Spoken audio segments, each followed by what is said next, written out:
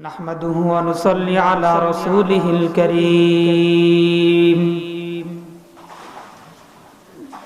أما بعد فأعوذ بالله من الشيطان الرجيم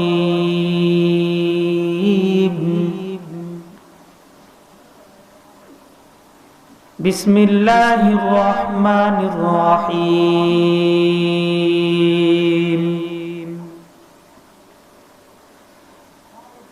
إن الله اشترى من المؤمنين أنفسهم وأموالهم بأن لهم الجنة وقال النبي صلى الله عليه وسلم إن الدين يسر أو كما قال عليه الصلاة والسلام اللهم صل على محمد وعلى آل محمد كما صليت على إبراهيم وعلى آل إبراهيم إنك حميد مجيد اللهم بارك على محمد وعلى آل محمد كما باركت على إبراهيم وعلى آل إبراهيم إنك حميد مجيد دنیا ہم سب مسافر ہیں قبر آخر ٹھکانہ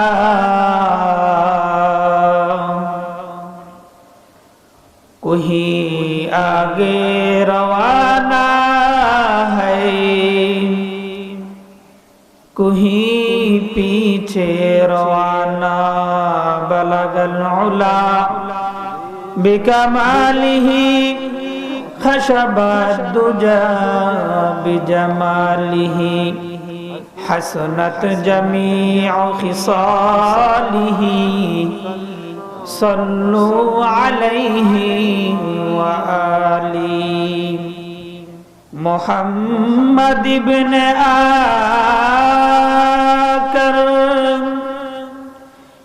کفر کو مٹھا کر کفر کو مٹھا کر صداقت بتایا بلغ العلا بکمالہ خشب الدجى بجمالہ حسنت جمیع خصالہ صلوا علیہ وآلہ لا الہ الا اللہ لا الہ الا اللہ زور فرن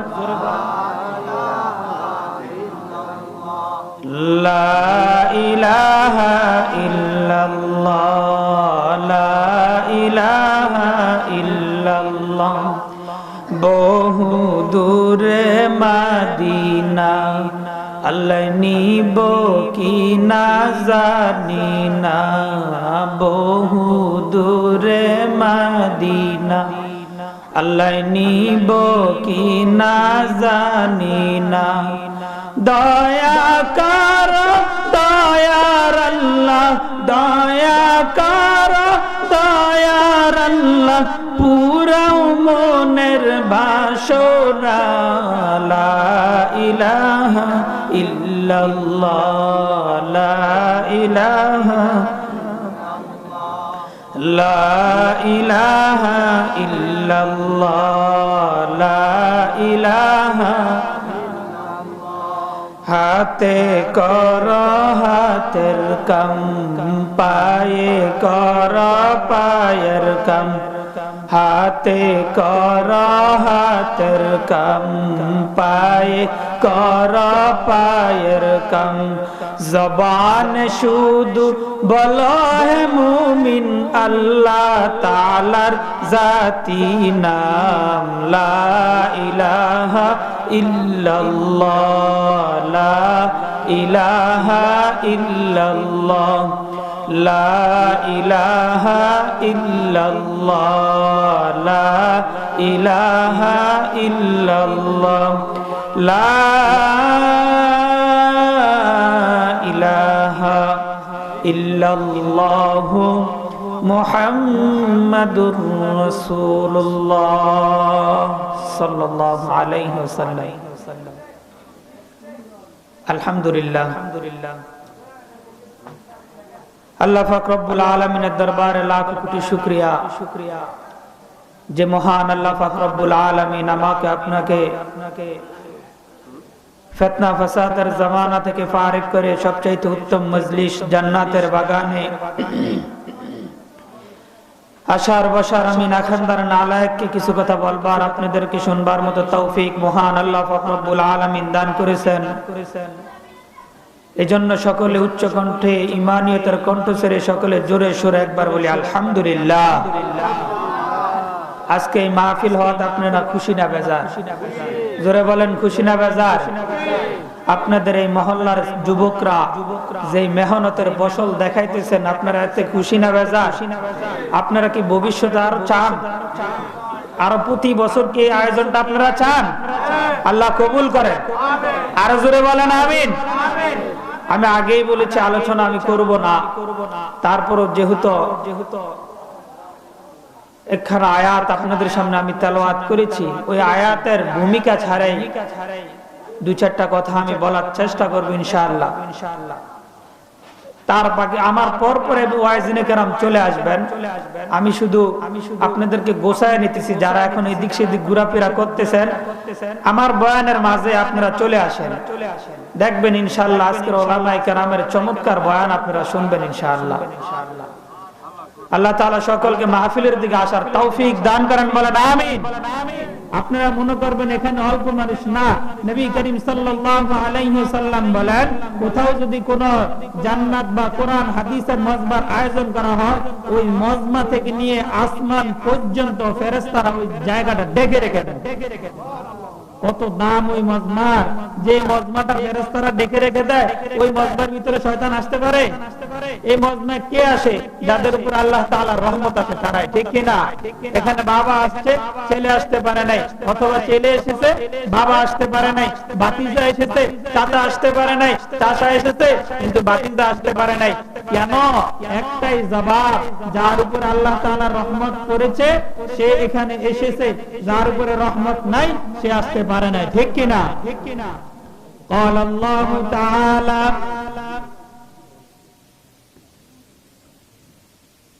قال الله تعالى উদুনি আস্তাজিব লাকুম। আল্লাহ তাআলা বলেন, ও মুমিনের দল তোমরা আমাকে ডাকো, আমি আল্লাহ তোমাদের ডাকে সাড়া দেব। কাকে ডাকতে বললেন? আল্লাহ তাআলা বললেন মুমিন তোমরা আমাকে ডাকো। কিন্তু আমরা যুবক, আমরা দুনিয়ার কুটি কয়েক আপনার বই পাতা পড়িয়া আমরা দুনিয়ার কিছু নাস্তিকদের চাপাকিত বই পড়ি, আমরা আল্লাহর দেওয়া কিতাব পড়ি না, আমরা রাসূলের দেওয়া হাদিস আমরা অনুসরণ করি না। আমরা ওই নাস্তিকদের চাপা বই দেখিয়া আমরা তো দুনিয়ার অনুসারী হয়ে গেছি। আমরা এখন অনুসারী করি নেইমারের, আমরা এখন ক্রিকেটারের পাগল, আমরা এখন ফুটবলারের পাগল, আমরা এখন গান বাজনার পাগল, আমরা দুনিয়া নিয়ে ব্যস্ত। কিন্তু আল্লাহ তাআলা বলেন, ক্বালাল্লাহু তাআলা উদউনি আস্তাজিব লাকুম, তোমরা আমাকে ডাকো আমি তোমাদের ডাকে সাড়া দিব। কিন্তু আমরা আল্লাহকে তো ডাকি না, যারা আল্লাহকে ডাকে তাদেরকেও আমরা সাপোর্ট করি না, ঠিক কি না? আজকে দুনিয়ার জমিনের মধ্যে মুমিন যারা প্রকৃতপক্ষে মুমিন, তাদের বিভিন্ন প্রকার ভেদ হয়ে গেছে, তাদের এক একটা প্রকার হয়ে গেছে। আজকে সমাজের ভিতরে খেয়াল করে দেখবেন, আজকে সমাজের ভিতরে দাড়িওয়ালা কিন্তু প্রচন্ড মানুষ বেড়ে গেছে। দাড়ির অভাব নাই, স্টাইলের কোনো অভাব নাই, কিন্তু দুঃখ লাগে রে মুসলমান, দাড়িওয়ালা বাড়লেই বাকি হবে, সুন্নতি দাড়ির অভাব, বড়ই অভাব, ঠিক কিনা? আমরা দাড়ি রাখি এখন টিকটিকি বানাই, আমরা দাড়ি এখন চাপার সাথে মিলে দাড়ি রাখি, আমরা চুলের স্টাইল, আমার মাথার সাইডে চুল নাই কিন্তু মাথার মধ্যবর্তী জায়গায় এমন চুল রেখেছে আমার থুতনির নিচে চলে আসে, ঠিক কিনা? এখন দেখবেন সমাজের ভিতরে সুন্নতের বড় অভাব। দাড়িওয়ালা ঠিকই বেড়েছে, নামাজিও বেড়েছে, ইমানদারও বেড়েছে, কিন্তু বাড়লেই কি হবে? তাদের ভিতরে পরিপূর্ণ তাকওয়া এখনো ঢুকে নাই, ঠিক কিনা? আমি সমাজের বড় পর্দা নিয়া, আমি সমাজের মেম্বার, আমি সমাজ পরিচালনার দায়িত্বে আছি, আমি সমাজটাকে গঠন করতে চাই। আমার জবানের ভিতর মিথ্যা কথা, আমার জবান দিয়ে আমি শুধু মিথ্যা কথা বলি, আমি অন্যের হক নষ্ট করি, আমি শুধু মানুষের হক আমি নষ্ট করি, অন্যের জমিনটা আমি লুটে নিয়ে যাই। আমার দ্বারা সমাজ গঠন কিভাবে হবে? কথা কন না কেন? হবে? আমার দ্বারা সমাজ গঠন হবে। আমি নিজেই বড় হতে চাই, নিজেই শুধু ফেমাস হতে চাই, নিজেই শুধু নিজেই বড় হতে চাই। আজকে 2-4টা টাকার মালিক হতে হলে আমি সব, ঠিক না?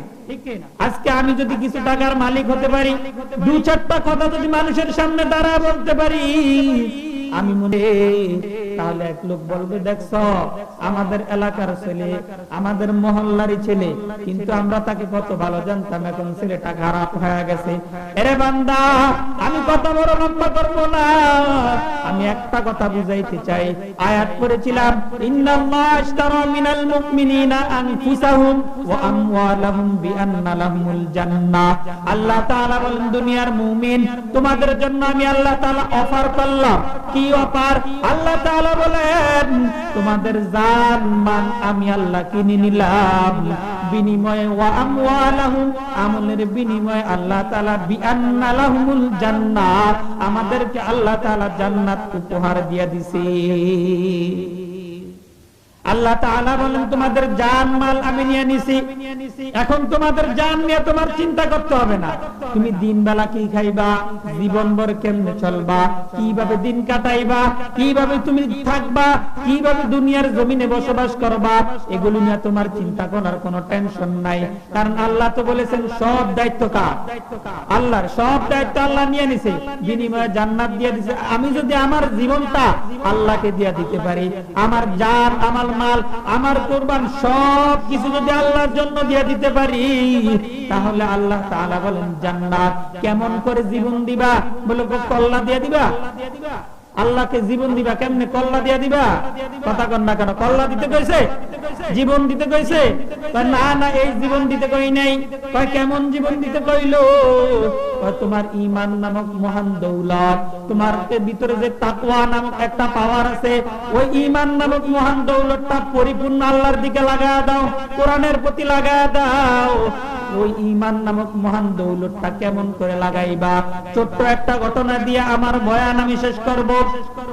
এই পৃথিবীর বুকে একজন কাফের বেঈমান, যার নাম দুনিয়ার মধ্যে সবাই জানে, ফেরাউন। কি নাম? কথা কান না কেন? ফেরাউন কে এমন নাম মানুষ নেই যে চিনে না। ফেরাউন নামটা কেমন?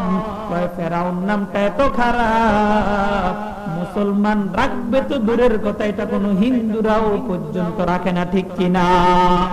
ফেরাউনের বাড়িতে একটা কাজের মহিলা ছিল, ওই কাজের মহিলাটা কেমন ঈমানদার।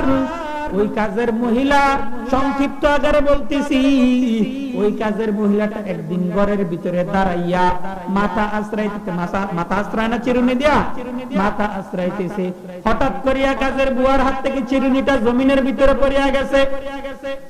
জমিনের ভিতরে যখন চিরুনি পড়িয়া যায়, ওই কাজের বুয়াটা আল্লাহর নাম নিয়ে বিসমিল্লাহি তাআলা বলিয়া চিরুনিটা হাতে নিছে।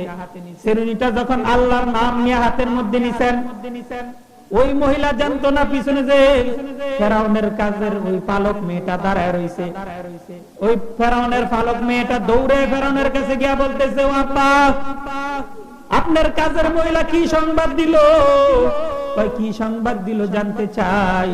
তো আপনার কাজের মহিলা আরেকটা রবের নাম নিছে, ওই কাজের বুয়া আপনাকে রব মানে না, আরেকজন নাকি রব আছে কেউ রব মানে। ডাইকা নিয়ে আসো, ডাইকা নিয়ে আসলো। ডাইকা নিয়ে আসার পর ফেরাউন ডাক দিয়া কয়, মাস্টার কার নাম নিলি, কার নাম নিলি? আমি কি তোর রব না? কয় না না, হতেই পারে না। কয় তুই তো বেঈমান, তোকে আমি রব বলে মানি না, তোকে আমি বিশ্বাসও করি না। কয় কার নাম নিছো? কয় তুমি কি জানো না?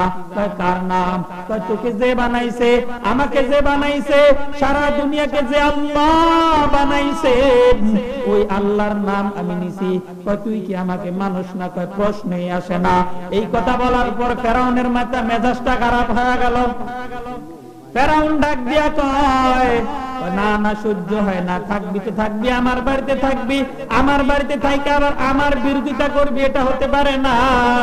ফেরাউনের মেজাজটা খারাপ হয়ে গেছে। ফেরাউন জল্লাদকে ডাকছে, জল্লাদ যাও যাও, আগুনের কুণ্ডলি বানাও, গরম তৈল গরম করো। গরম তৈল গরম করতেছে, তৈলগুলো ফুটতেছে ফুটতেছে। ফেরাউন ডাক দেয়া কয়, রে মাস্টার, ওই যে তাকায় দেখ তৈলগুলো ফুটতেছে, তাড়াতাড়ি বল ঈমান ছাড়বি কিনা বল। ফেরাউনের কাজের বুয়া ডাক দিয়া কয়, ওরে ফেরাউন শুনিয়া নে, দুনিয়ার জমিনে এমন কোন আজ পর্যন্ত শাস্তি তোরা আবিষ্কার করতে পারস নাই, যে শাস্তি ইসলামের মজা থেকে আমি মাস্টারকে ফিরাইতে পারবি। এই কথা বলার পর ফেরাউনের মেজাজ খারাপ। মাস্টার দুইটা বাচ্চা ছিল, দুধের বাচ্চা। ফেরাউন ডাক দেখো, দুটা দুধের বাচ্চাকে গরম তৈলে ফেলা দাও। দেরি করে নাই, দুধের বাচ্চাগুলোকে তৈলের মধ্যে ছাড়িয়া দিছে। তৈলে ছাড়তে দেরি, আর এগুলো খুঁজেও পাওয়া যায় নাই, তৈলের সাথে মিশিয়া গেছে। ওই মহিলা মা তো মাই হয়। আজকে আমরা মাকে মানি না, মাকে বিশ্বাস করি না, মাকে চিনি না, জানি না। তবে মার মতো যদি মা হয়, সারা জীবন মাকে নিয়ে কাটাইতে দ্বিধাবোধ হয় না, ঠিক কিনা? মা তো মাই হয়। মাস্টার চোখ দিয়া পানি পড়তেছে। ফেরাউন মনে করছে ভয় পাইছে, ভিতরে মনে হয় নমনীয়তা চলে আসছে। ফেরাউন ডাক দিয়া কয়, মাস্টার ভয় পাইস না, শুধু একবার বল ঈমান ছাড়ছ, তোরে আমি ছাইরা দিব, মারমু না। মাস্টার ডাক দিয়া কয়, ফেরাউন তুমি কি মগের মূল্য মনে করছো? আর তুমি কি মনে করছো আমি বাচ্চার জন্য কাঁদি? কয় না না। কয় কেন কান্দ? আমি তো আল্লাহর কাছে মনে মনে আল্লাহকে ডাকতেছি, আল্লাহ তুমি, আমি মাস্টারকে দুইটা সন্তান দিছো, তোমার রাস্তায় দিয়ে দিছি, এমন যদি হাজার হাজার সন্তান দিতা, সব তোমার রাস্তায় আমি দিয়ে দিতাম। ফেরাউন দেরি করে নাই, মাছটাকে তৈলের ভিতরে ছাড়িয়া দে। ওই কাজের বুয়াকে পর্যন্ত গরম তৈলের ভিতরে ছাড়িয়া দিছে। নবী করিম সাল্লাল্লাহু আলাইহি ওয়াসাল্লাম হিজরতের রাতে যখন হিজরত করতেছিলেন, কবর থেকে সুঘ্রাণ আসতেছে, সুঘ্রাণ 2500 বছর পরে। কয় বছর পরে? 2500 বছর পরে কবর থেকে সুঘ্রাণ। নবীজি জিব্রাইলকে ডাক দেয়া কয়, জিব্রাইল এই সুঘ্রাণ, জান্নাতি সুঘ্রাণ কোথা থেকে আসতেছে? জিব্রাইল ডাক দেয়া কয়, লম্বা ইতিহাস বলা যাবে না। কয় না, বলো।